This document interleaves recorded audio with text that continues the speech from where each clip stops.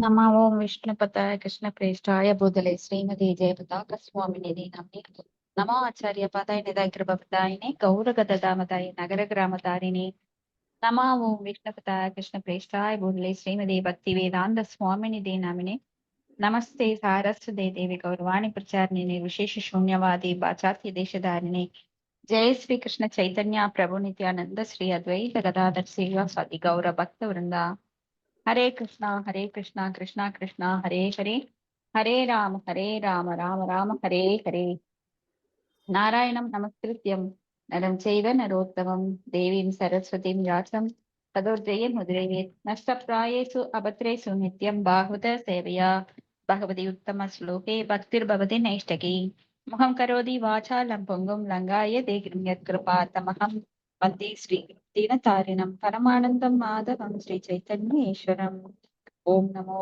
भगवते वासुदेवाय ओम नमो भगवते वासुदेवाय ओम नमो भगवते वासुदेवाय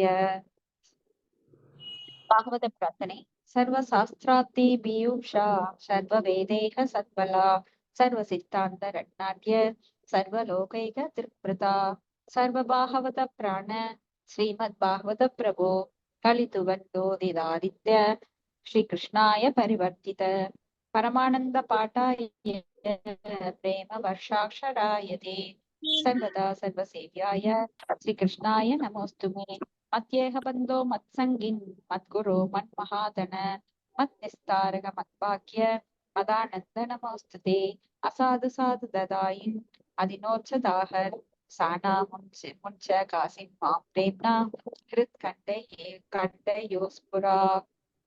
हरे ஹரே कृष्णा கிருஷ்ணா மாதாஜி. மொழிபெயர்ப்பு நான் படிக்கிறேங்க மாதாஜி. சரிங்க. மொழிபெயர்ப்பு. ஓ எல்லா வேத இலக்கியங்களில் இருந்தும் கடைந்தெடுக்கப்பட்ட அமிர்தமே, வேதங்களின் மிக முக்கியமான ஆன்மீக பழமே மற்றும் எல்லா தத்துவங்களின் முடிவுகளான ஆபரணங்களை கொண்டவரே, உலக மக்களுக்கு ஆன்மீக பார்வையை கொடுப்பவர் மற்றும் வைஷ்ணவரின் உயிர் மூச்சாக விளங்குபவரே, பகவானே, நீர் கலியுகத்தின் இருளை போக்குவதற்காக உதித்த சூரியன். உண்மையில் நீர் எங்களிடம் திரும்பி வந்த கிருஷ்ணர். ஓ ஸ்ரீமத் பாகவதமே, உங்களுக்கு என் பணிவான வணக்கங்கள். உங்களை படிப்பவர்கள் உன்னத ஆனந்தத்தை அடைவார்கள், ஏனெனில் உங்கள் எழுத்துக்கள் அவர்களுக்கு தூய பக்தி தொண்டை பொழிகின்றது. நீங்கள் பகவான் ஸ்ரீ கிருஷ்ணரின் அவதாரமாக இருப்பதால் எப்போதும் அனைவரும் உங்களுக்கு தொண்டு புரிய வேண்டும். ஓ ஸ்ரீமத் பாகவதமே, ஓ என்னுடைய ஒரே நண்பரே, உடன் இருப்பவரே, என்னுடைய ஆசிரியரே, என்னுடைய மிகப்பெரிய சொத்துமாகவும் விடுவிப்பவராகவும் இருப்பவரே, என்னுடைய மிக நல்ல பாக்கியம் மற்றும் ஆனந்தமாக இருப்பவரே, என்னுடைய மரியாதை கலந்த வணக்கங்களையும் ஏற்றுக்கொள்ளுங்கள். ஓ ஸ்ரீமத் பாகவதமே, புனிதமற்றவருக்கும் புனிதத்தை வழங்குபவரே, மிகவும் வீழ்ச்சியடைந்தவர்களை உயர்த்துபவரே, என்னை எப்போதும் கைவிட வேண்டாம். கிருஷ்ணருக்கான தூய பக்தி தொண்டருடன் எப்போதும் என் இதயத்திலும் தொண்டையிலும் தோன்றுவீராக. ஓம் ஸ்ரீ கிருஷ்ணாய போற்றி. ஹரே கிருஷ்ணா மாதாஜி. தேங்க்யூ மாதாஜி. हरे कृष्ण थैंक यू ஹரே பிரணாம் மாதாஜி. ஹரே கிருஷ்ணா. हरे कृष्णा இன்னைக்கு காண்டம் 4 முதல் அத்தியாயம் பிரணாம் மாதாஜி. பிரணாம் மாதாஜி. ஸ்லோகம் 46 47. ओम नमो भगवते वासुदेवाय. His divine grace Bhakti Vedanta Swami Srila Prabhupada की जय. ஸ்லோகம் 46 47. தயேதமுனைய சத்தர்லோகான் சன்னகர் அபாவயன் ஏசகர்த்த தௌஹித்ர சந்தான கதிதஸ்தவ ஸ்ருத்வத ஸ்ரத்ததானஸ்ய சத்யபாபஹர பரஹ பிரசீசிம்மானவீந்தச உபயமேஹி அஜாத்மஜஹ. மொழிபெயர்ப்படுகிறாங்க மாதாஜி. பணி மொழிபெயர்ப்பு. எனது அன்பிற்குரிய விதுரனே, உலகின் மக்கட்தொகையானது முனிவர்களின் மரபினாலும் கர்த்தம முனிவரின் புதல்விகளினாலும் இவ்வாறு பெருகியது. இவ்வம்சவழியினரை பற்றிய விவரங்களை நம்பிக்கையுடன் கேட்கும் ஒருவர் தனது எல்லாவித பாவங்களிலிருந்து விடுதலை அடைகிறார். மனுவின் மற்றொரு புதல்வியான பிரசூதி என்பவள் பிரம்மாவின் புதல்வனான தட்சனை மணந்தாள். ஹரே கிருஷ்ணா மாதாஜி. நன்றி மாதாஜி. ஹரே கிருஷ்ணா. நன்றி மாதாஜி. இப்ப மனுவோட வாரிசுகள் பத்தி நம்ம பார்த்துட்டு இருக்கோம். மக்கள் தொகை இப்படி முனிவர் மரபினாலும் கர்த்தவ முனிவரோட புதல்விகள் 9 புதல்விகள் அவங்க வம்சாவளியத்தை இப்ப நம்ம கேட்டுட்டு இருக்கிறோம். இதையெல்லாம் கேட்கறதுனால என்ன ஆகும் அப்படின்னா நம்ம பாவங்கள்ல இருந்து விடுபடுவோம். இது வந்து பல ஸ்ருதி. ஆனா நம்ம பலன் கருதி நம்ம கேட்கறது கிடையாது. ஏன்னா பகவானிடம் அன்பை வளர்த்துக் கொள்வதற்காக பகவானை பற்றிய செய்திகளை பகவானை அப்படின்னா பகவானுடன் கனெக்ட் ஆன எல்லா செய்திகள், தொடர்புடைய எல்லா செய்திகளுமே மிகவும் மங்களகரமானது. இப்ப மனுவின் மற்றொரு புதல்வியான பிரசூதி என்பவள் பிரம்மாவின் புதல்வனான தக்ஷனை மணத்தாள். இது தக்ஷனுடைய இதெல்லாம் பார்ப்போம். இப்ப நாம எப்படி சிவபெருமானை அவர் வந்து வைஷ்ணவ அபராதம் பண்றாரு அதெல்லாம் நம்ம பார்க்க போறோம். பதம் 48. தஸ்யாம் சஜ்ஜ துஹித்ருஹு சோடசாமல லோச்சனாக த்ரயோதசாதாத் தர்மாய தைகாம் அக்னயே விபுஹு. மொழிபெயர்ப்பு. சரி, படிங்க மதன், படிங்க. மொழிபெயர்ப்பு. தட்சன் தனது மனைவி பிரசூதியினிடத்தில் செந்தாமரை போன்ற சிவந்த விழிகளையுடைய அழகிய 16 புதல்விகளை பெற்றெடுத்தாள். இவர்களுள் 13 பேரர்கள் தர்மராஜனுக்கும் ஒருத்தி அக்னி தேவனுக்கும் மணமுடிக்கப்பட்டனர். ஹரே கிருஷ்ணா மாதாஜி. நன்றி மாதாஜி. அப்போ தக்ஷன் வந்து பிரசூதி அவங்கள மணந்துகிட்டு 16 பெண்களை பெற்றெடுக்கிறார். அதுல 13 பேர்கள் தர்மராஜனுக்கும். தர்மராஜன் அப்படின்னா யமராஜன். ஒருத்தி வந்து அக்னி தேவனுக்கும் மணமுடிக்கப்படுறாங்க. அடுத்தது ஸ்லோகம் 49-52. பித்ருப்ய ஏகாம் யுக்தோப்யோ பாவையைகாம் பவூச்சிதே ஸ்ரத்தா மைத்ரி தயா சாந்தி ஸ்ருஷ்டி புஷ்டி கிரியோன்னதி புத்திர்மேதா திதிஷா ஹிரி முதுமூர்த்தி தர்மஷ்ய பத்னய ஸ்ரத்தா சூத சூபம் மைத்ரி பிரசாதம் அபயம் தயா சாந்தி சுகம் முதம் துஷ்டி ஸ்மயம் புஷ்டிர் அசூயத யோகம் கிரியோன்னதிர் தர்ப்பம் அர்த்தம் புத்திர் அசூயத மேதா ஸ்ருதிம் திதிஷாது க்ஷேமம் ஸ்ரீ பிரஸ்ரயம் சூதம் மூர்த்தி ஸ்வர்வ குணோத்பத்திர் நர நாராயணா ருஷி. ஹரே கிருஷ்ணா மத்தே. படிக்கிற மத்தே. மொழிபெயர்ப்பு. மீதமிருந்த இருவரில் ஒருத்தி தேவலோகத்திற்கு தானமாக வழங்கப்பட்டார். அங்கே அவள் அமைதியுடன் வாழ்ந்தாள். மற்றொருத்தி உலக பிடிப்புகளில் இருந்து பாவிகளை விடுவிக்கும் சிவபெருமானுக்கு மணமுடிக்கப்பட்டார். தர்மராஜனுக்கு கொடுக்கப்பட்ட தக்ஷனின் 13 புதல்வியரும் பின்வரும் மைந்தர்களை ஈன்றெடுத்தனர். சிரத்தை சுபனையும், மைத்ரி பிரசாதனையும், தயை அபயனையும், சாந்தி சுகனையும், துஷ்டி முதனையும், புஷ்டி சுமயனையும், கிரியா யோகனையும், உன்னதி தர்பனையும், புத்தி அர்த்தனையும், மேதை ஸ்மிருதியையும், திதீக்ஷை சேமனையும், திரி என்பவள் பிரஸ்ரயனையும், எல்லா நற்குணங்களையும் தன்னிடத்தே கொண்ட மூர்த்தி என்பவள் முழுமுதற் கடவுளான நமோ நாராயணையும் ஈன்றெடுத்தாள். ஹரே கிருஷ்ணா. தேங்க்யூ மத்தாஜி. தேங்க்யூ மத்தாஜி. இவ்வாறு ஒவ்வொருவரும் யாரை மணமுடித்தார்கள் அப்படின்னு பாக்குறோம். அடுத்த ஸ்லோகம் 53.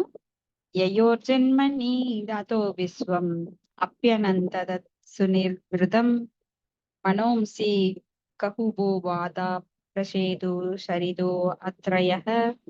ஹரே கிருஷ்ணா. மொழிபெயர்ப்பு. ஓம் நாராயணர் தோன்றியதைக் கண்டு உலகம் முற்றும் மகிழ்ச்சியில் மூழ்கியது. அனைவரின் உள்ளங்களும் அமைதியடைந்தன. மனிதர்கள் மட்டுமல்லாது அனைத்து திக்குகளிலும் உள்ள காற்றும் நதிகளும் மலைகளும் கூட களிப்பில் திகைத்தன. ஹரே கிருஷ்ணா மதன். ஹரே கிருஷ்ணா. ஹரே கிருஷ்ணா. ஹரே கிருஷ்ணா. ஓம் நாராயணர் தோன்றியதை கண்டு உலகம் முற்றும் மகிழ்ச்சியில் மூழ்கியது. ஏன்னா பகவான் தோன்றுவது அவருக்காக கிடையாது, அவருக்கு எந்த லாபமும் அதுல கிடையாது. பகவான் யாருக்காக தோன்றுகிறார் அப்படின்னா பக்தர்களை காப்பதற்காக, யதாதாகி தர்மஸ்ய, தர்மத்தை காப்பதற்காக.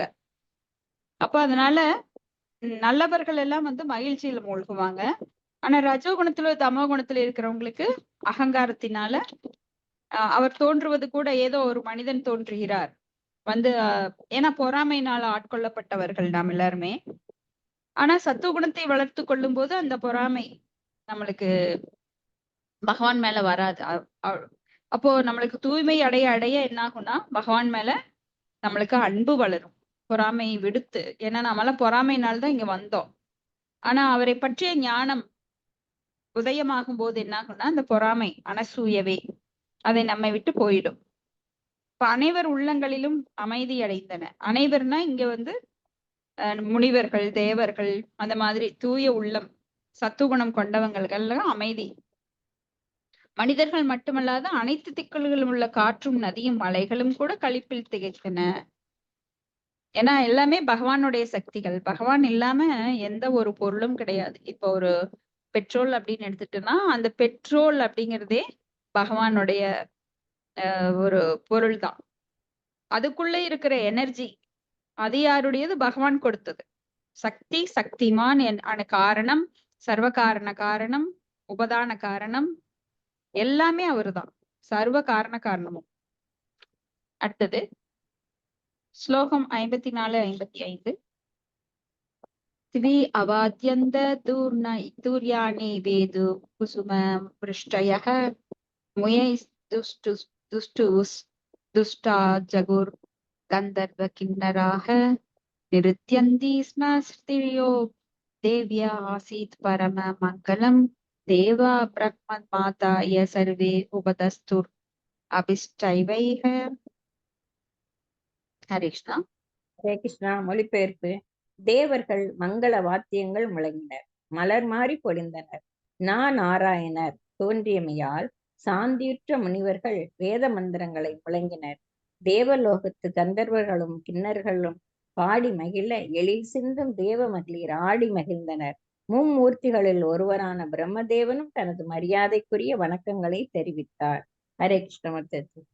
ஹரே கிருஷ்ணா. அப்ப பகவான் எப்பெல்லாம் தோன்றுகிறார்களோ அப்ப தேவர்களுக்கெல்லாம் அந்த சைன், அந்த இது தெரியும். அப்போ அவங்க என்ன பண்ணுவாங்கன்னா, மலர் மாறி பொழிவது, வேத மந்திரங்களை முழங்குவது, கந்தர்வர்கள், கிண்ணர்கள் அவங்களெல்லாம் அவங்களுக்குரிய அந்த பாடல்களை பாடி, ஏன்னா கிண்ணர்கள், கந்தவர்கள் அவங்க எல்லாம் வந்து எப்போதையும் பகவானை பற்றிய பாடல்களை பாடிக்கொண்டு அந்த லோகத்துல எப்பவுமே மகிழ்ச்சியா இருப்பாங்க. இப்ப பகவான் தோன்றும் போது இன்னும் அதிகமா அவங்க வந்து பகவானை புகழ்ந்து பாடுகிறார்கள். இப்படி மும்மூர்த்திகளில் ஒருவரான பிரம்மதேவரும் அவர் வணக்கத்தை செலுத்துறார். ஏன்னா பகவானுக்கு இப்ப உயர்ந்த ஒருத்தர் வரும்போது நம்ம என்ன பண்ணுவோம்? கைகளை கூப்பி வாங்க வாங்கன்னு சொல்லுவோம். இப்ப பகவானே வர்றார் அப்படின்னா என்ன பண்ணணும்? எல்லாருமே வந்து இப்போ ஒரு அரசியல்வாதி வந்தா அவருக்கு மாலை போட்டு, பாதங்களுக்கெல்லாம் மாலை போட்டிருக்கிறத, மலர் போட்டிருக்கிறத நம்ம பாக்குறோம். அதெல்லாம் தேவையே இல்லாதது. ஏன்னா அவங்கெல்லாம் உண்மையிலேயே மதிக்கப்படுறவங்க கிடையாது. ஆனா மதிக்கிற மாதிரி எல்லாம் நடிப்பாங்க.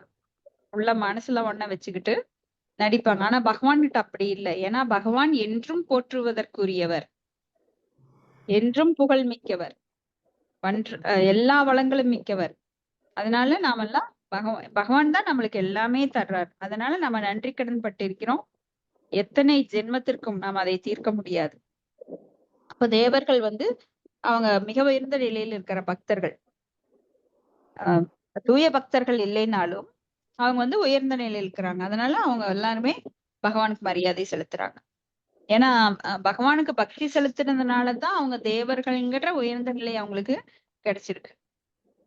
அடுத்தது தேவா உசுகு, பதம் 56.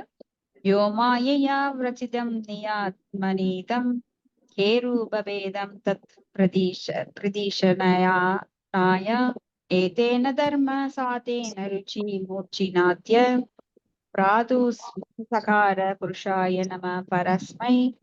படிக்கிற மொழிபெயர்ப்பு. ஹரே கிருஷ்ணா. தேவர்கள் கூறினர், தனது புறசக்தியினால் இவ்வியல் உலகினை படைத்து காற்றும் மேகமும் எவ்வாறு வானில் உள்ளனவோ அதைப்போல் இவ்வுலகினையும் தன்னுள் வைத்திருப்பவருமான முழுமுதற் கடவுள் தர்மரின் இல்லத்தில் இப்பொழுது நரநாராயண முனிவராக அவதரித்துள்ளார். அவருக்கு நமது மரியாதைக்குரிய வந்தனங்களை தெரிவிப்போமாக. பொருளுரை. பகவானின் பிரபஞ்ச வடிவமே இவ்வுலகமாக இயங்குகிறது. அது முழுமுதற் கடவுளின் சக்தியினுடைய வெளித்தோற்றம் ஆகும். வானமண்டலத்தில் எண்ணிலடங்கா கோள்களும் காற்றும், காற்றினில் பல்வேறு வண்ணங்களை கொண்ட மேக கூட்டங்களும், ஏன் வான ஊர்திகள் கூட அங்கும் இங்கும் பறந்து செல்வதை நாம் பார்க்கிறோம். இவ்வாறு உலகம் முழுவதுமே வேறுபாடுகளின் தொகுதியாக விளங்குகிறது. உண்மையில் இவ்வேறுபாடுகளானது பரமபுருஷ பகவான் தன்னிடத்தே கொண்டிருக்கும் அவரது புறசக்தியின் வெளிப்பாடே ஆகும். பகவான் தனது புறசக்தியின் வெளிப்பாட்டிற்கு பிறகு தன்னோடு ஒன்றியும் தன்னிலிருந்து பிரிதுமாக ஒரே சமயத்தில் விளங்கும் அற்புத சக்தியின் படைப்பினுள்ளேயே தோன்றுகின்றார். ஆதலினால் பல்வகை வேறுபாடுகளாக தன்னை வெளிப்படுத்தும் முழுமுதற் கடவுளை தேவர்கள் பணிவுடன் வணங்கினர். தம்மை ஒருமைவாதிகள் என்று அழைத்துக் கொள்ளும் சில தத்துவவாதிகள் தமது மாயாவாத கொள்கையின்படி இது போன்ற வேறுபாடுகள் பிழையானவை என்று கருதுகின்றனர். ஆனால் இச்லோகம் யோ மாயையா விரசிதம் என்று குறிப்பிட்டு சொல்கிறது. இப்பல்வகை வேறுபாடுகள் முழுவதற் கடவுளிடமிருந்து வேறானவை அல்ல. ஆதலினால் அவைகளும் கூட உண்மையானவைகளே ஆகும். பௌதீகத்தின் பல்வகை வேறுபாடுகள் தற்காலிகமானவைகளாக இருக்கலாம், ஆனால் பொய்மை அன்று. அவை ஆன்மீக வேறுபாடுகளின் எதிரொலி ஆகும். இதிலுள்ள பிரதிக்ஷனாய என்னும் வார்த்தை பல்வகை வேறுபாடுகள் என்னும் பொருளில் முழுமுதற் கடவுளின் பெருமையினை பலப்பட பேசுகிறது. அவரே நரநாராயண முனிவராக அவதரித்துள்ளார். அவரே ஜட இயற்கையின் பலவகை வேறுபாடுகளின் மூலமாக விளங்குகிறார். ஹரே கிருஷ்ணா முத்தஜி. தேங்க்யூ. ஹரிஷ்ணா, தேங்க்யூ முத்தேஜி. ஸோ பகவானிடம் 2 சக்திகள் இங்க சொல்லப்பட்டது. 2 சக்திகள்ல எண்ணற்ற அனந்த அப்படின்னா பல்வேறு சக்திகள் இருக்கு. அதுல வெளிப்புற சக்தி மற்றும் அந்தரங்க சக்தி. அப்போ பகவான் வெளிப்புற சக்தியாகவும் இருக்கிறார், அந்தரங்க சக்தியாகவும் இருக்கிறார். ஆனா சிலர் என்ன நினைக்கிறாங்க அப்படின்னா, பகவான் வெளிப்புற சக்தியில வரும்போது அதுல எந்த வித்தியாசமும் இல்ல, பகவானுக்கு அந்தரங்க சக்தி பற்றி அவங்களுக்கு தெரியாது. இப்போ ஒரே சமயத்தில் அவர் அற்புத சக்தியின் படைப்பினிலே தோன்றுகிறார். ஒரே சமயத்தில் அப்படின்னா அவர் உள்ளேயும் இருக்கிறார், வெளியேயும் இருக்கிறார்.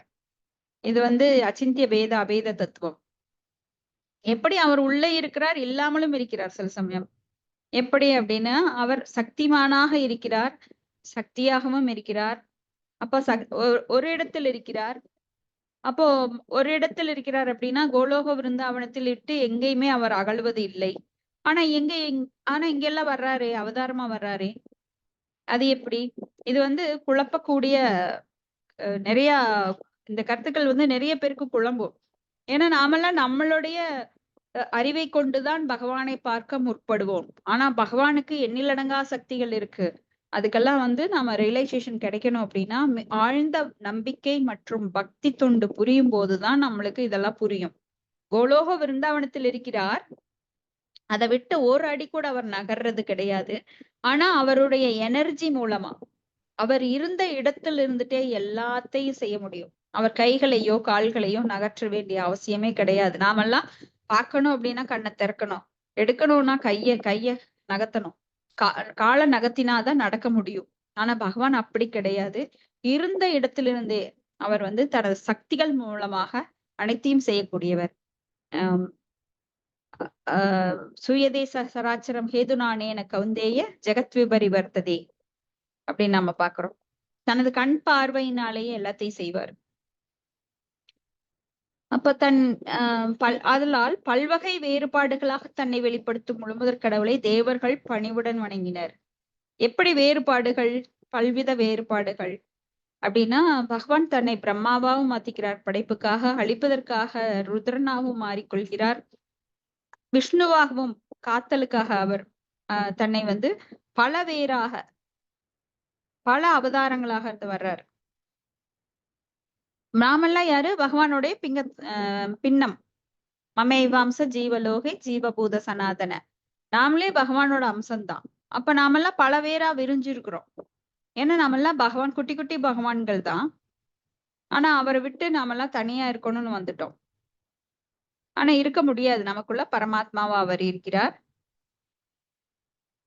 அப்போ இந்த வேறுபாடுகள் எல்லாம் தப்பு அப்படின்னு சிலர் சொல்றாங்க, மாயாவாதிகள். அப்ப பௌதிகத்தின் பல வகை வேறுபாடுகள் தற்காலிகமானவையாக இருக்கலாம், ஆனால் பொய் என்று அவங்க என்ன சொல்றாங்க?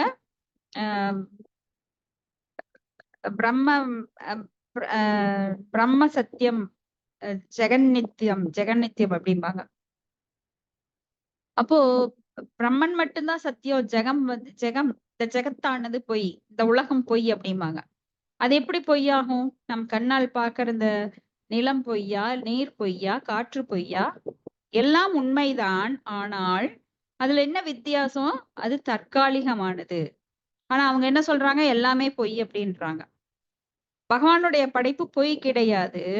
ஆனால் அது தற்காலிகமானது. ஏன்னா இந்த உலகம் பூதுவா பிரளீயதே அப்படின்னு மீண்டும் மீண்டும் அழிந்து மீண்டும் மீண்டும் பகவானால் தோற்றுவிக்கப்படுகின்றது. அதுதான் உண்மை. ஆனா பொய் கிடையாது. ஆன்மீக வேறுபாடுகளோட எதிரொலிதான் இதெல்லாம். இதிலுள்ள பிரத்யக்ஷனாய மயாதக்ஷேன பிரகிருதி சூய தேச சராச்சரம். அதாவது என்னுடைய கண்கள்னாலேயே நான் எல்லாவற்றையும் மேற்பார்வையிடுகிறேன் அப்படிங்கிறார். அப்ப இங்க வந்து பிரத்யக்ஷ அப்படின்னா பார்ப்பது, வேறுபாடு, பல்வகை வேறுபாடுகள் என்னும் பொருளில் முழுமுதற் கடவுளின் பெருமையினை பலபட பேசுகிறது. அவரே நரநாராயண முனிவராக அவதரித்துள்ளார். அவரே ஜடையர்க்கின் பல்வகை வேறுபாடுகளின் மூலமாக விளங்குகின்றார். அப்போ இங்க சத்துவகுணம், ரஜோகுணம், தமோகுணம் தோன்றுவது எதனால? மாயை சக்தினால, மகாமாயோட சக்தினால. இப்ப பகவானே தன்னை மகாமாயியாகவும் வெளிப்படுத்துகிறார். ஒரு சமயம் அது யோகமாயியாகவும் அந்தரங்க சக்தி மூலமாக வெளிப்படுத்துகிறார். சோ அந்தரங்க லீலைகள் எல்லாம் யோகமாயின் மூலமாக செயல்படுகிறது. வெளிப்புற இந்த ஜட லீலைகள் எல்லாம் வந்து இந்த ஜட மேற்பார்வை இதெல்லாம் வந்து மகாமாயினால மேற்பார்வையிடப்படுகிறது. ஏன்னா பகவான் தானே செய்யணுங்கிற அவசியம் அவருக்கு கிடையாது.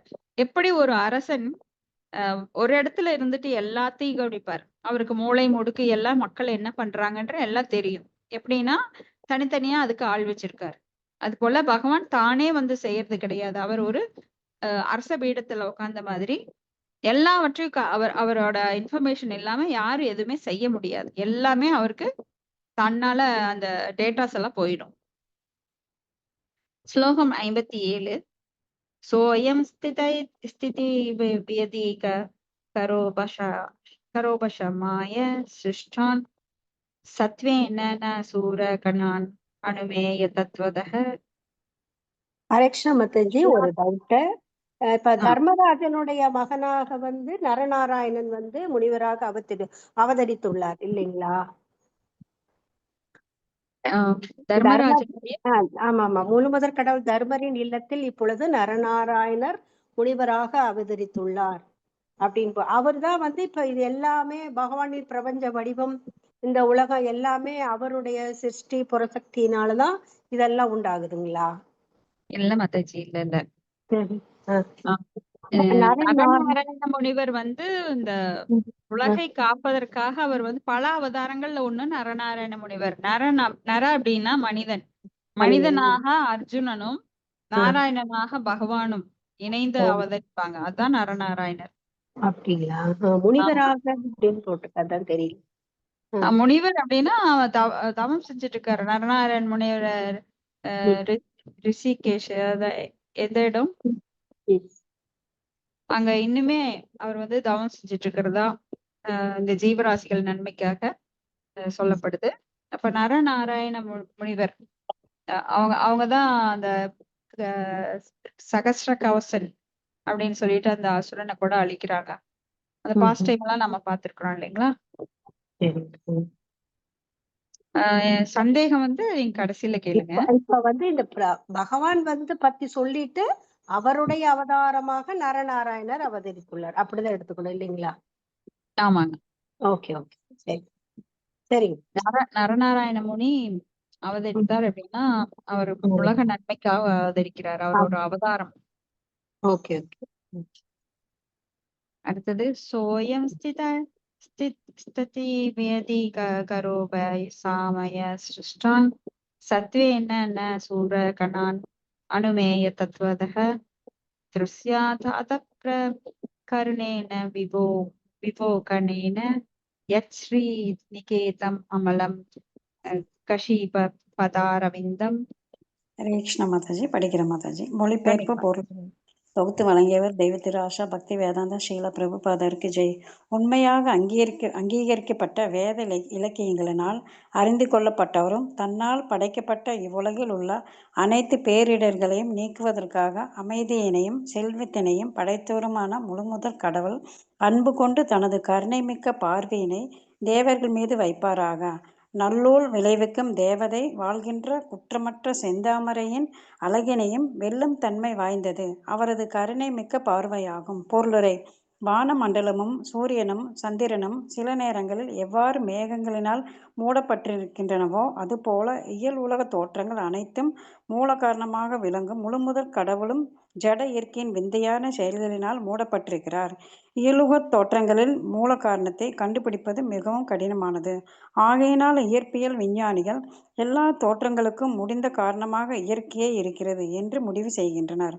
ஆனால் சாத்திரங்கள் மற்றும் பகவத்கீதை போன்ற உண்மையான வேத இலக்கியங்கள் இருந்து இவ்விந்தையான இயலுலக தோற்றங்களுக்கு பின்புலமாக இருப்பவர் முழுமுதல் கடவுள் ஒருவரே என்பதை நாம் புரிந்து கொள்கிறோம்.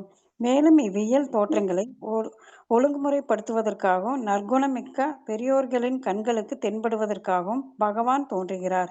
அவரே இத்தோற்றங்களை படைப்பவரும் அளிப்பவரும் ஆவார். ஆகையினால் தேவர்கள் அவரது கருணை மிக்க பார்வை தம்மீது படுவதன் மூலம் தாம் வாழ்த்தப்பட வேண்டும் என்று அவரை வணங்கினார். ஹரே கிருஷ்ணா மாதாஜி. நன்றி மாதாஜி. ஹரே கிருஷ்ணா. ஹரே கிருஷ்ணா மாதாஜி. ஹரே ஆச்சாரி கிருஷ்ணா. ஹரே கிருஷ்ணா. மியூட் எடுக்கப்பட்டுட்டேன். அங்கீகரிக்கப்பட்ட வேத இலக்கியங்களினால் அறிந்து கொள்ளப்பட்டவரும், ஏன்னா வேதங்களாக பகவானே வேதங்களை தோற்றுவிக்கிறார். வேதைசை சர்வைர் அகம் வேத வேத்யோ வேதாந்த கிருத் வேதவித் ஏவச்சாகம். வேதங்களை தோற்றுவித்தவனும் நானே, வேதங்களால் அறியப்பட வேண்டியவன் நானே, வேதங்களை அறிந்தவனும் நானே அப்படின்னு சொல்றார். அப்ப இந்த உலகில் ஜட உலகில பேரிடர்களை நீக்குவதற்காக அமைதியும் செல்வத்தினையும் படைத்தவரான முழுமுதற் கடவுள் அன்பு கொண்டு தனது கருணை மிக்க பார்வினை தேவர்கள் மீது வைப்பாராக அப்படின்னு பிரார்த்தனை பண்றாங்க.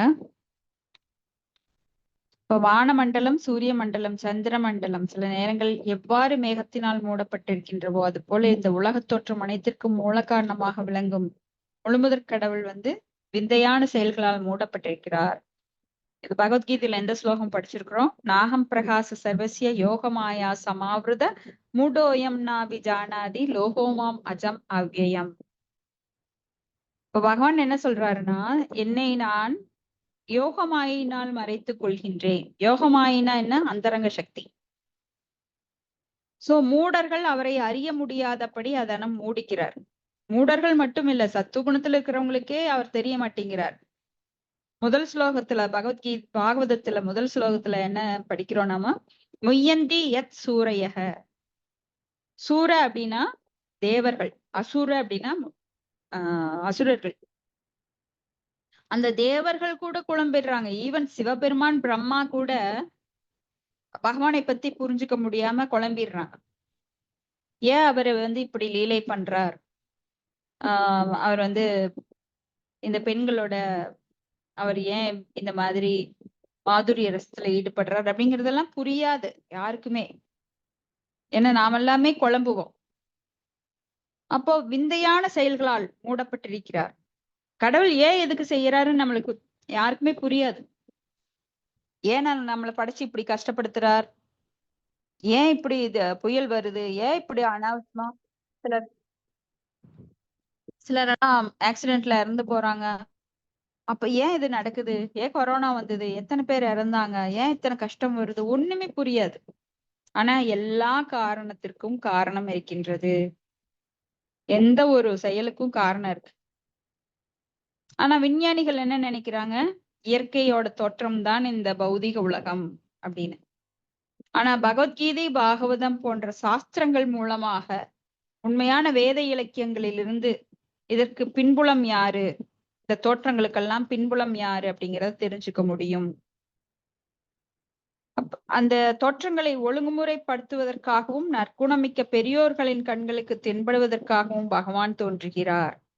நற்குணமிக்க அப்படின்றது சத்துவகுணத்துல, அதை விட உயர்ந்த சுத்த சத்துவகுணத்துல இருக்கிறவங்களுக்கு அவர் கண்களுக்கு தோன்றுகிறார். ஏன்னா அவர் அது அவதாரங்களை புரிந்து கொள்ளவே முடியாது. கிருஷ்ணர் தோன்றினார். அப்ப கிருஷ்ணரை வந்து எல்லாருமே பாக்குறாங்க. ஆனா கிருஷ்ணர் வந்து முழுமுதற் கடவுளாக பார்க்கவில்லை. அங்க துரியோதனன் எல்லாருமே இருக்காங்க. ஆனா பீஷ்மர், பஞ்சபாண்டவர்கள் இவங்களுக்கெல்லாம் பகவானாக தெரிகிறார். ஆனா இந்த துரியோதனன், துச்சாதனனுக்கெல்லாம் அவர் ஒரு எதிரியா தோன்றார். ஏன்னா எனக்கு சப்போர்ட் பண்ணல, அவங்களுக்கு தான் அவருக்கு சப்போர்ட் பண்றார். இவரை எப்படியாவது அழிச்சிடணும் அப்படின்னு என்னென்னமோ பிளான் பண்றாங்க. போர்ல வந்து அவர் ஒரு தூதுவனாக போகிறார் துரியோதனன் கிட்ட. அப்ப அவன் என்ன பண்றான்னா பெரிய குழி தோண்டி அது மேல ஒரு மேடை வச்சு, பலகை வச்சு, அது மேல அவரை உட்கார வச்சு அந்த சேர திடீர்னு அந்த குழிக்குள்ள விளைவிக்கிறது. எப்படி யானைய குழிக்குள்ள விளைவிப்பாங்க அது போல அவன் எல்லாம் பிளான் பண்ணியிருந்தான். பகவானை யாரால் அழிக்க முடியும்? பகவானால் உற்பத்தியான ஒரு சிறு துரும்பு அவன். ஆனா அவன் பகவானையே அழிக்கணும்னு பார்த்தான். ஆனா அதெல்லாம் அந்த திட்டம் எல்லாம் வீணா போயிடுச்சு. ஏன்னா பகவானை யாராலும் அழிக்க முடியாது. ஆனா சில சமயம் அவர் வந்து ஓடி ஒளியற மாதிரியும் பண்ணுவார். ஏன்னா அவர் எல்லாருமே பிள்ளைகள். எதிரிகளாக இருந்தாலும், திருடனாக இருந்தாலும், குற்றவாளியாக இருந்தாலும் எல்லாருமே அவருக்கு குழந்தைங்க. அப்போ ஒரு குழந்தை நினைக்குது, நம்ம அம்மாவும் அப்பாவும் ஒரு பையனும் குழந்தையும் திருடன் போலீஸ் விளையாடுறாங்க. அப்ப அந்த குழந்தை வந்து திருடனா நடிக்குது, அப்பா போலீஸ். அவர் வந்து வீட்டுக்குள்ள கண்டுபிடிக்கணும். அப்ப என்ன பண்ணுவார்? குழந்தை ஒளிஞ்சிருந்தா கூட எனக்கு எங்கே தெரியலையே, இந்த திருடனை பிடிக்கவே முடியலையே அப்படிம்பாரு. அப்ப அந்த குழந்தை ரொம்ப சந்தோஷப்படும். ஆஹா, நான் நல்லா ஒளிஞ்சுட்டேன், அப்பா பிடிக்க முடியல, அப்பா அவர் வந்து லேட் பண்றாரு அப்படின்னு சொல்லி அந்த குழந்தைக்கு சந்தோஷப்படுத்துறதுக்காக அப்பா வந்து நடிக்கிறார் தெரியாத மாதிரி. ஐயோ நீ எங்க இருக்கிற, எனக்கு கண்டே பிடிக்க முடியல. அது போல பகவான் வந்து நம்மளுடைய எண்ணங்கள் நிறைவேறுவதற்காக அவர் ரொம்ப டைம் கொடுப்பார். அவர்னால அழிக்க முடியாமல் இல்ல, உட்கார்ந்த இடத்துல எரிஞ்சு போனா எரிஞ்சு போயிடுவோம். ஆனா அவர் வந்து ஒரு அசுரனுக்கு கூட டைம் கொடுப்பார், திருந்துவானா அப்படின்னு. ஆனாலும் அவன் திருந்தாத பட்சத்துல அவனுடைய ஆசையை நிறைவேற்றுவதற்காக நிறைய நேரம் எடுத்து அந்த போர்ல எல்லாம் நம்ம பார்த்திருப்போம். அசுரர்களை அழிக்கும் போது பகவான் வந்து சில சமயம் ஓடி ஓடி போய் ஒளிஞ்சுக்குவார். அப்ப அவன் நினைப்பான், ஓ நம்மளை கண்டு பயம், ஜராசந்தன் இந்த மாதிரி நிறைய பேர் அந்த மாதிரி பண்ணியிருக்காங்க. ஓ நம்மளை பார்த்து இந்த கிருஷ்ணர் ஒளிஞ்சு ஒளிஞ்சு போறாரு.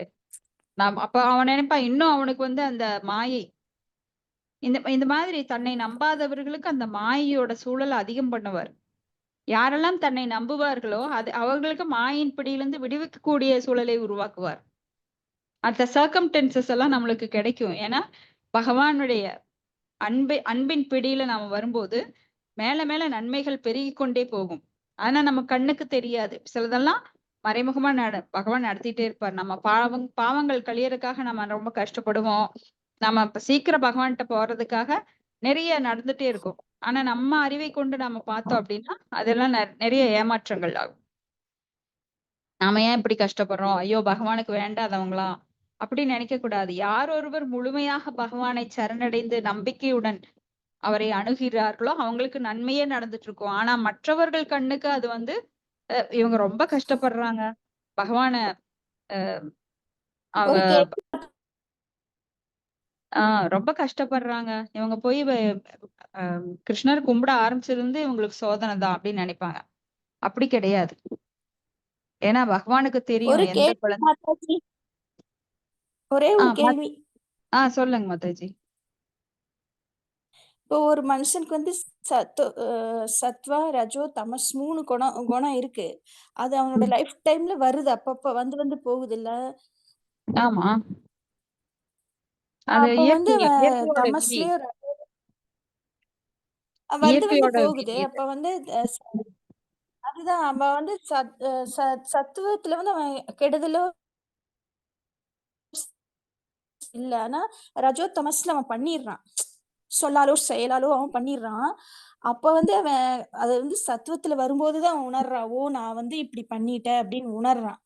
ஆனா அவன் கிருஷ்ணரை அடையும் போதும் கூட அவனோட தண்டனையை அவன் அனுபவிச்சுதானே ஆகணும். ஆமா, தலைக்கு வர்றது தலப்பாகையோட போகும்.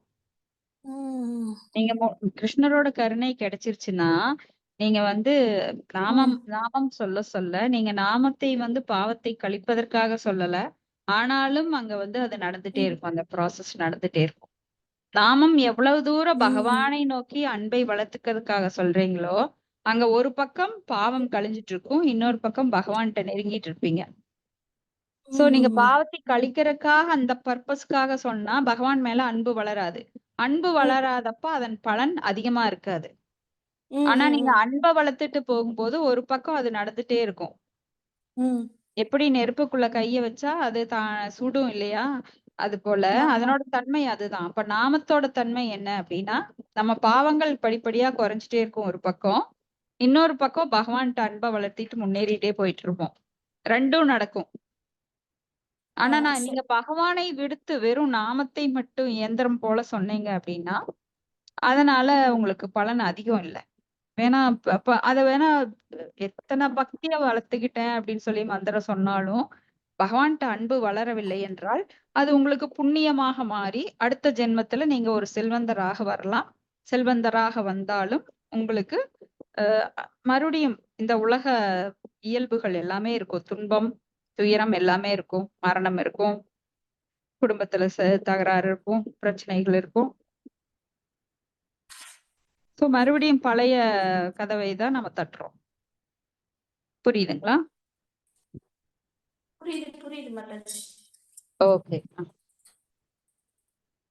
அப்ப பகவான் தான் இந்த ஜட உலக தோற்றத்தை படைப்பவரும் அழிப்பவரும் ஆகையால் தேவர்கள் அவரது கருணைமிக்க பார்வை தன் மீது படுவதன் மூலம் தாம் வாழ்த்தப்பட வேண்டும் என அவரை வணங்கினர். இப்ப தேவர்கள் எப்பவுமே பகவானை புரிந்து கொண்டு அவரை என்னைக்குமே போற்றுவாங்க. ஏன்னா அவங்க நற்குணம் கொண்டதுனால. அதனாலதான் அவங்க தேவர்கள். நாம் செய்கின்ற நன்மைகள் நாம வந்து புண்ணிய பலனாக மாற்றினோம் அப்படின்னா நாமளும் தேவர் ஆகலாம். ஆனா தேவர்களுக்கு ஆசைப்படுவது அற்பம். ரொம்ப அற்பமானது. நாம் எதுக்கு ஆசைப்படணும்னா பகவானுடைய பக்தர்களாக தூய பக்தர்களாக ஆக வேண்டும் அப்படிங்கிறதுக்கு தான் ஆசைப்படணும். அடுத்த ஸ்லோகம் 58. ஏவம் சுரகணைஸ்தாத பகவந்தால் அபிஷ்டுதௌ லதாவர் லோநகர் யயுதுர் அர்ஷிதன மாதனம். ஹரே கிருஷ்ணா. ஹரே கிருஷ்ண மாதாஜி. மைத்ரேயர் கூறினார், ஓ விதுரனே, தேவர்கள் இவ்வாறு நரநாராயணராக பிறப்பெடுத்த முழுமுதல் கடவுளை வணங்கினார்.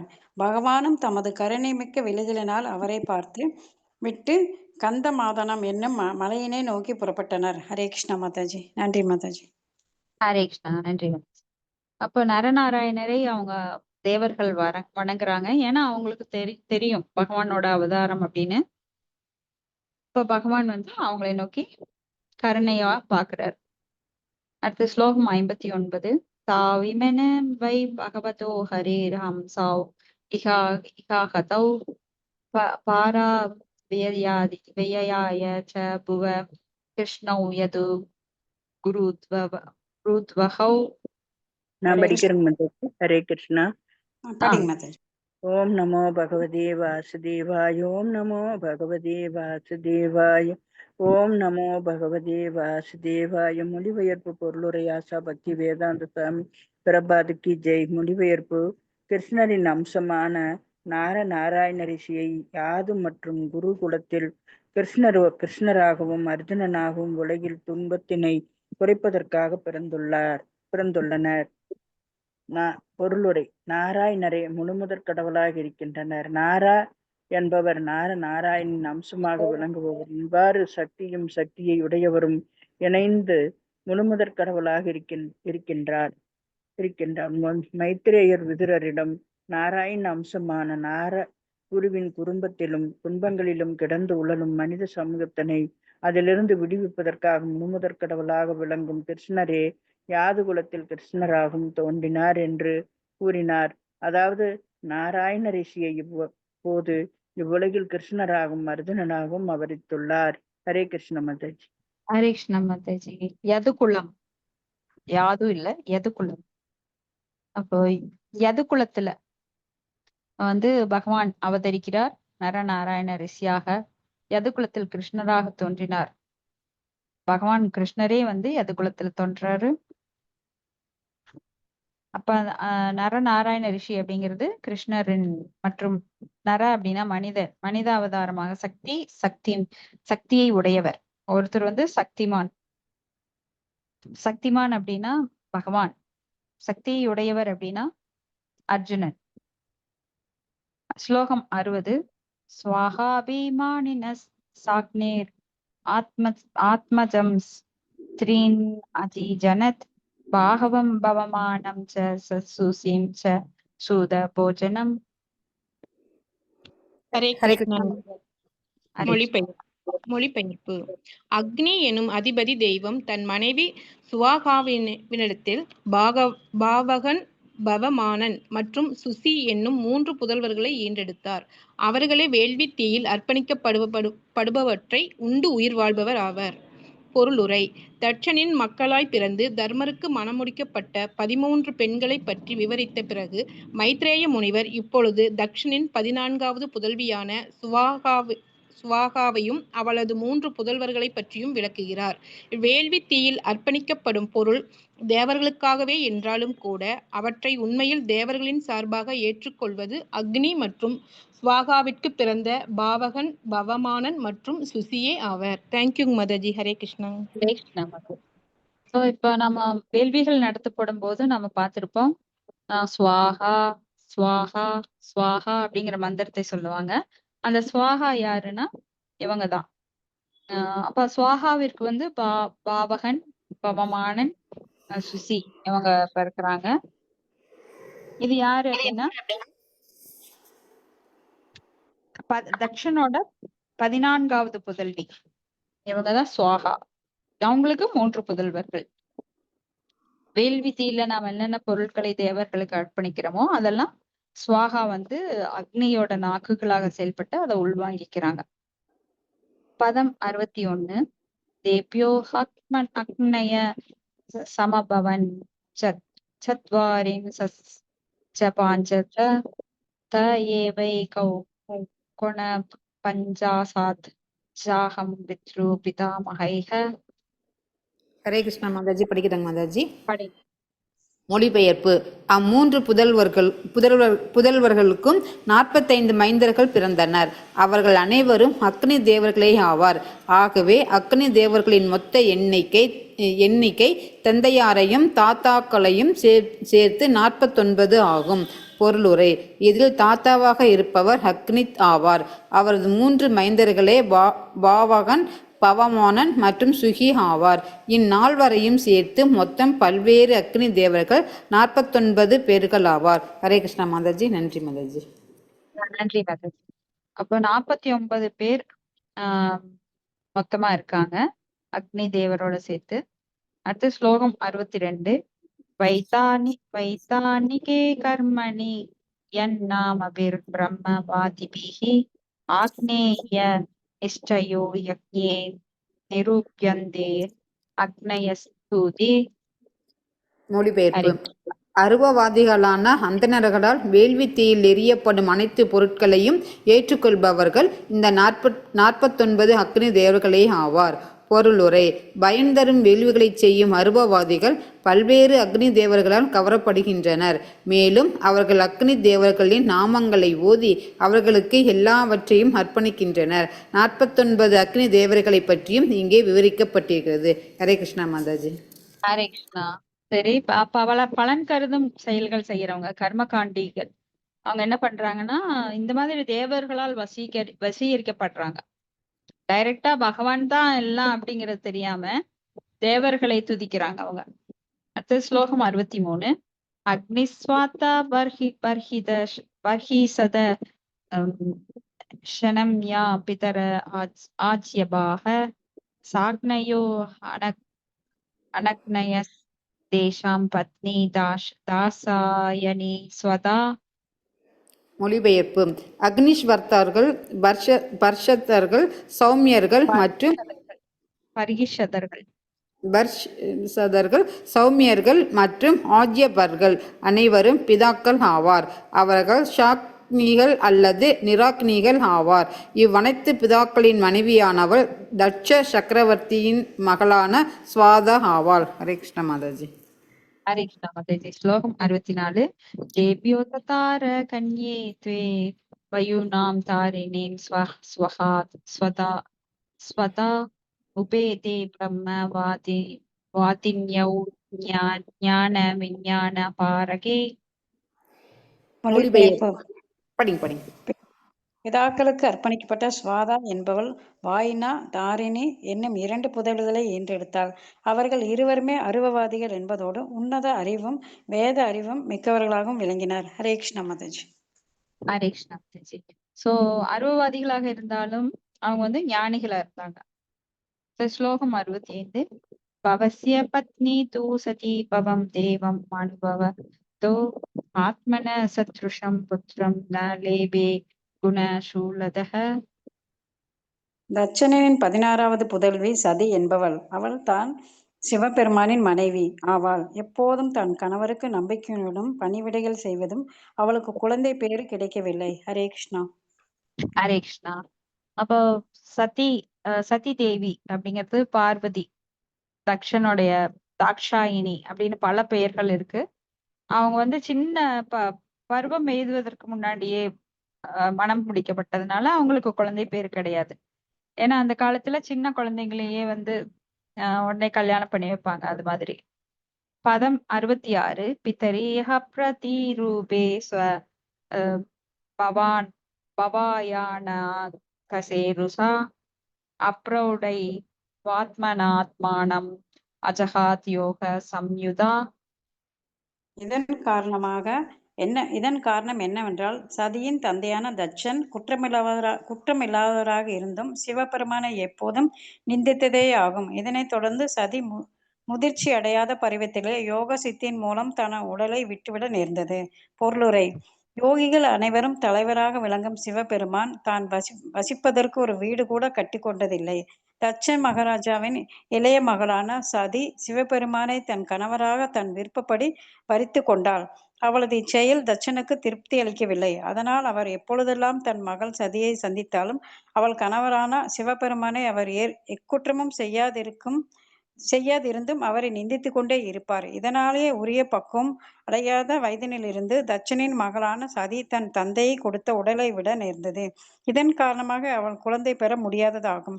இவ்வாறு ஸ்ரீமத் பாகவதம் 4ஆம் காண்டம் முதல் அத்தியாயமான மனு புத்திரர்களின் குழிவழி பட்டியல் என்னும் பகுதிக்கு பக்தி வேதாந்தரின் பொருளுரை இத்துடன் நிறைவடைகிறது. ஹரே கிருஷ்ணா மாதாஜி.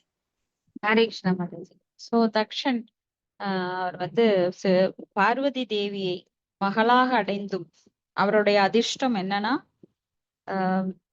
பார்வதி தேவி உமா, அந்த மாய தேவியோட அம்சமான உமா தேவியே மகளாக, ஏன்னா அவர் தவம் செய்தன் பலனாக, அதிர்ஷ்டத்தின் பலனாக, முன்றைய வாழ்வின் புண்ணியத்தின் பலனாக ஒரு அதிர்ஷ்ட தேவதையான அவங்கள பெற நேர்ந்தது. இருந்தாலும் அவர் என்ன நினைச்சிட்டாரு, ஒரு சாதாரண நிலையில பார்வதி தேவியை நினைத்ததுனால, ஒரு பெண்ணாக நினைத்ததுனால அந்த அபராதம், வைஷ்ணவ அபராதம் பண்ண நேர்ந்தது. ஏன்னா பார்வதி தேவி எப்பொழுதுமே எந்த பிறவியினாலும் அவங்க பல பிறவி எடுத்தா கூட அவங்க சிவபெருமானை மட்டும்தான் அவங்க மனசுல வரித்திருக்கிறாங்க.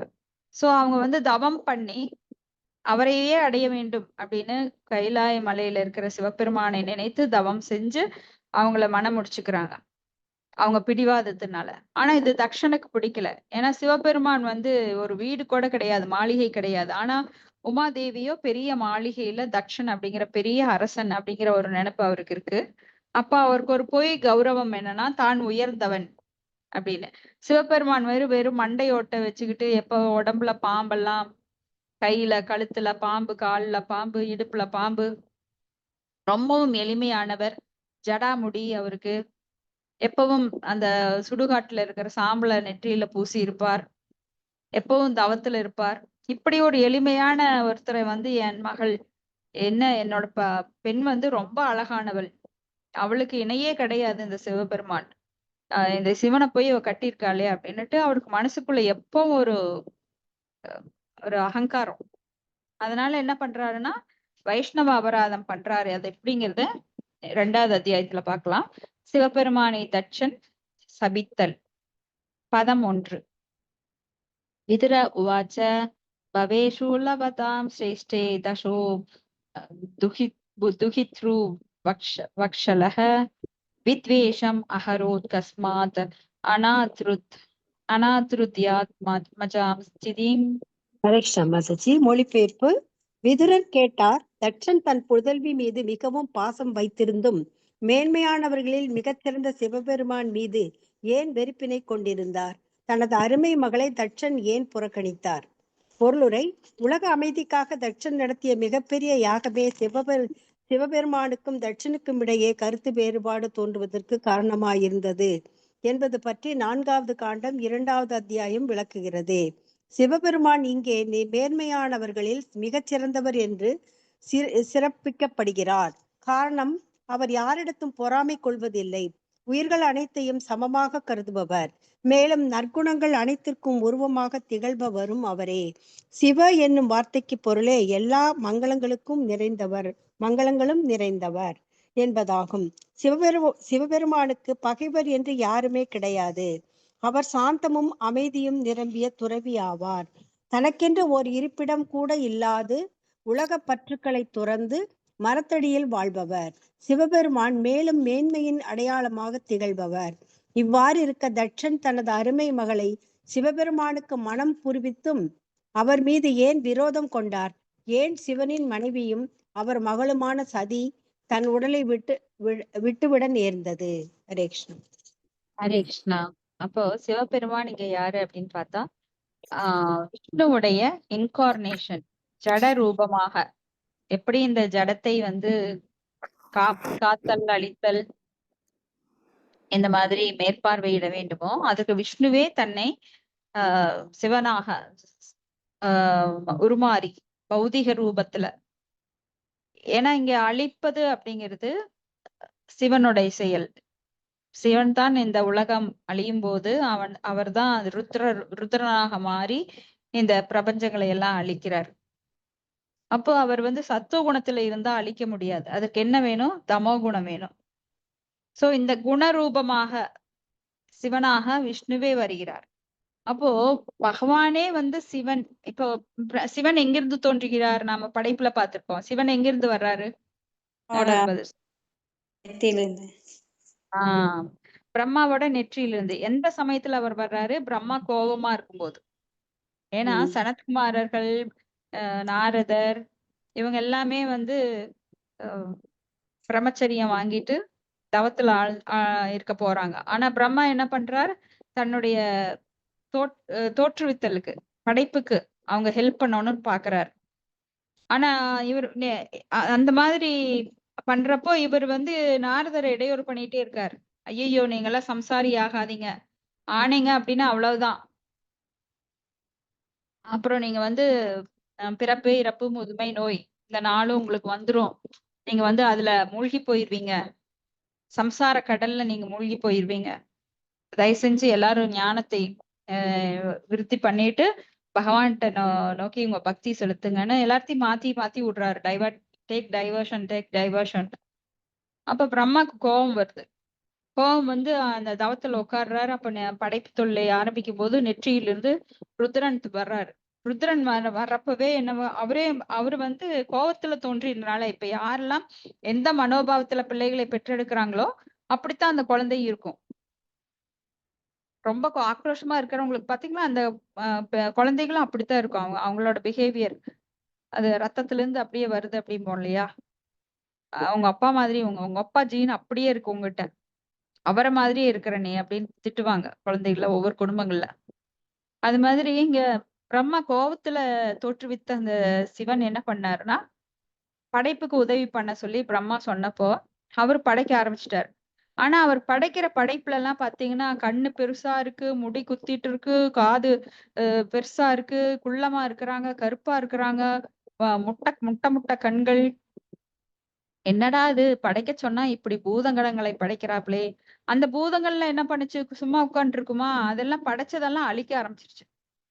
பிரம்மா படைக்க சொன்னா அவர் படைப்பை வந்து அழிக்கிற அளவுக்கு இவர் படைப்பை ஏற்படுத்திட்டாரே. ஐயோ, இது என்னடா வம்பா போச்சு அப்படின்னு சொல்லி சிவபெருமான, நீ ஒண்ணுமே செய்ய வேண்டாம், தயவு செஞ்சு நீ கம்முன்னு உட்கார்ந்து தவத்துல ஆழ்ந்திருப்பா அப்படின்னு சொல்லிட்டாரு பிரம்மதேவர். அப்ப சிவபெருமான் வந்து தவத்துல உட்கார்ந்து விஷ்ணுவை தியானம் பண்றார். அப்போ அவர் தோற்றுவிச்ச அந்த பூதகணங்கள் எல்லாம் ரொம்ப ஆட்டம் போடுது. ஆட்டம் போட்டு இருக்கிறதெல்லாம் அழிக்க ஆரம்பிச்சிருது. அந்த மாதிரி சிவபெருமான் எப்படிப்பட்டவர் அப்படின்னா, இங்க பிரம்மாவிட்டிருந்து அவர் தோன்றினாலும் பிரம்மாவிட உயர்ந்த நிலையை அவர் அடைகிறார். இப்போ யசோதைக்கு வந்து தேவகிக்கு வந்து பகவான் தோன்றுகிறார் அப்படின்னா, இப்போ தேவகிட்ட இருந்து உதித்ததுனால அவர் வந்து கீழ்நிலையில இருக்கிறார், தேவகி உயர்ந்த நிலைன்னு கிடையாது. அது போல இங்க பிரம்மாட்டிருந்து சிவபெருமான் தோன்றினாலும் பிரம்மாவை விட உயர்ந்த நிலையில, ஏன்னா அவர் பகவானே வந்து பிரம்மாட்டிருந்து பிறக்கிறார். எப்படி பிரம்மாவோட நாசில் இருந்து ஒரு சின்ன ஒரு பூச்சியாட்ட விழுந்த வராக அவதாரம் எப்படி மிக மிக மிக மிக பெரிய நிலைக்கு வானையற்ற நிலைக்கு வந்து அப்ப பகவானே வந்து அவர் மூக்குல இருந்து உதித்தார். அது போலத்தான் இங்க பிரம்மாவின் நெற்றியிலிருந்து சிவன் உதித்தாலும், பிரம்மா தந்தையாக இருந்தாலும் பிரம்மாவிட உயர்ந்த நிலையில் அவர் இருக்கிறார். நம்ம பார்த்தோம் இல்லைங்களா?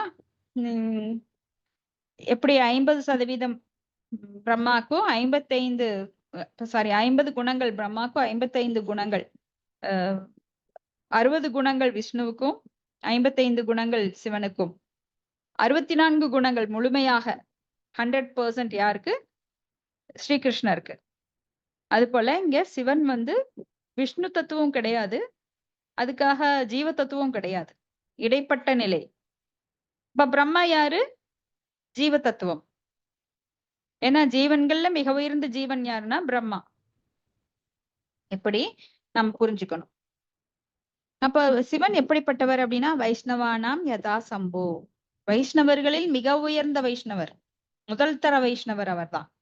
ஆசுதோஸ் அப்படின்னு சொல்லப்படுறார். ஆசுதோஸ்னா மிகவும் இரக்கமுடையவர், ஜீவராசிகள் மேல ரொம்ப இரக்கம் கொண்டவர். அதனாலதான் அவர் சுடுகாட்டுல வந்து அந்த பிரேதாத்மாக்களை எல்லாம் அவர் கட்டுப்படுத்தி அவங்களுக்கு உடல் கொடுக்கிறார். அப்போ ஆசுதோஸ் அப்படின்னா சீக்கிரம் மயங்கிடுவாரு. அப்போ சிவபெருமானை குடித்து தவம் பண்ற அசுரர்கள் எல்லாம் சீக்கிரம் வர வாங்கிடுவாங்க. ஏன்னா அவர் ரொம்ப இரக்க குணம் கூட. அதே போல கோபம் வந்துச்சு அப்படின்னா எல்லாத்தையும் அழிச்சிருவாரு.